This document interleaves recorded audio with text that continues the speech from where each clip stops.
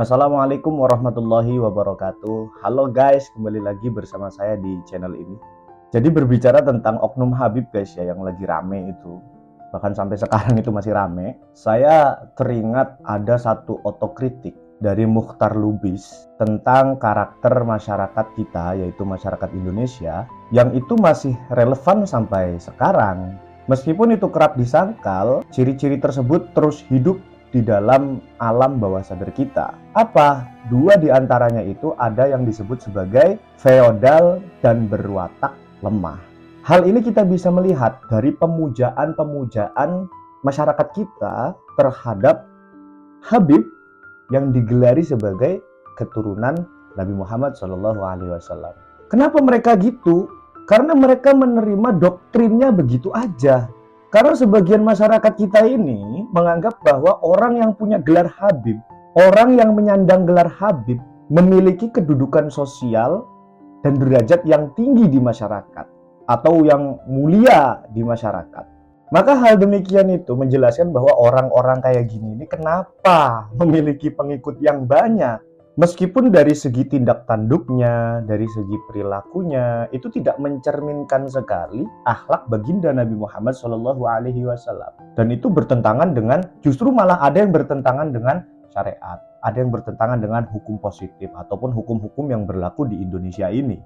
Maka dari itu tidak jarang orang-orang kita juga, masyarakat kita juga menjadi korban daripada orang-orang yang punya embel-embel gelar Habib ini. Orang-orang awam menghadapi itu ya percaya-percaya aja gitu kan, percaya-percaya aja dengan doktrinnya mereka, dengan omongan mereka tanpa didasarkan dengan bukti. Akhirnya banyak orang-orang yang mengaku Habib sekarang. Omongannya itu tidak terarah, omongannya itu tidak mencerminkan sama sekali dari baginda Nabi Muhammad SAW, tapi mengaku-ngaku sebagai Habib.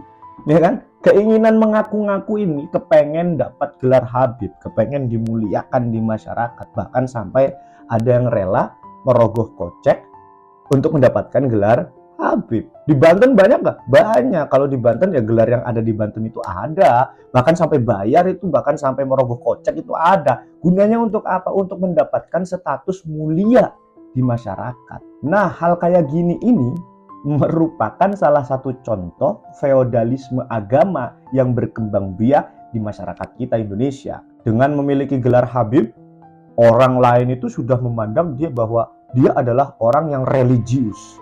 Dia adalah orang yang bisa disebut dengan ulama. Padahal kapasitas ulama itu bukan dari gelar, bukan.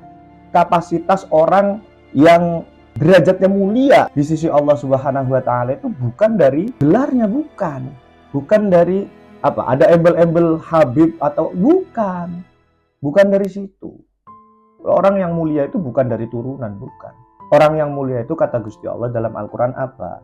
Inna akramakum indallahi atqakum. Orang yang mulia di sisi Allah Subhanahu wa taala itu adalah orang yang bertakwa kepada Allah Subhanahu wa taala. Meskipun antum turunan, tapi kalau tidak bertakwa dan tidak mencerminkan akhlak Nabi Muhammad SAW, maka ya bukan termasuk orang yang mulia. Kalau seperti itu hanya mulia di pandangan masyarakat awam saja. Tetapi di sisi Allah SWT ya wallahu a'lam, kan seperti itu.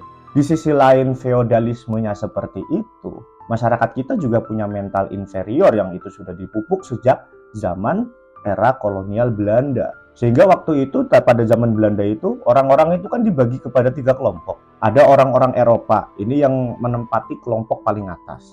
Ada orang-orang timur asing, termasuk apa? Termasuk Cina dan Arab, ini termasuk orang-orang timur asing. Dan ini sebagai kelas menengah. Dan orang Bumi Putra itu ada di lapisan paling bawah. Bumi Putra ini ya kita ini, pribumi-pribumi ini ada di lapisan paling bawah.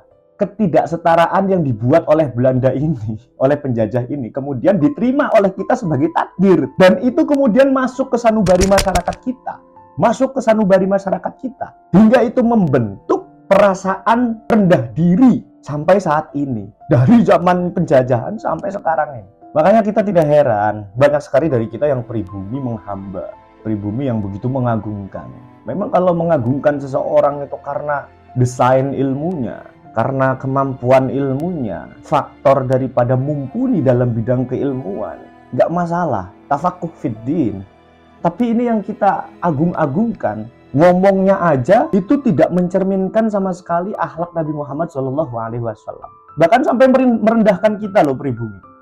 Satu Habib yang bodoh itu lebih baik daripada 70 orang kiai yang alim, yang pintar. Ini kan merendahkan kiai-kiai kita, merendahkan ulama-ulama kita. Dalil dari mana kayak gini? Dilihatnya dari mana kayak gini? Parameter ukurannya itu apa? Bisa dilihat kayak gitu. Loh, kalau kiainya sekelas Gus Baha, mau ngomong apa kau? Kan gitu. Ya, jadi teman-teman semuanya, mentalitas inilah yang harus kita pupus, yang harus kita hapus mulai sekarang. Jadi ini bukan lagi warisan daripada penjajah Belanda, warisan daripada penjajah-penjajah zaman dulu. Kita orang pribumi, kita juga berhak untuk mendapatkan posisi yang tinggi. Kita orang pribumi, bukan ada di kelas bawah. Kita juga bisa untuk menjadi orang yang ada di kelas atas, itu juga bisa. Maka bangkitkan dan mari kita jaga apa yang ada di Indonesia ini. Apa yang ada di Indonesia ini, budaya, adatnya, segala macam yang ada di Indonesia ini, mari kita jaga. Ya, mungkin itu aja lah, gak usah panjang lebar. Terima kasih. Assalamualaikum warahmatullahi wabarakatuh.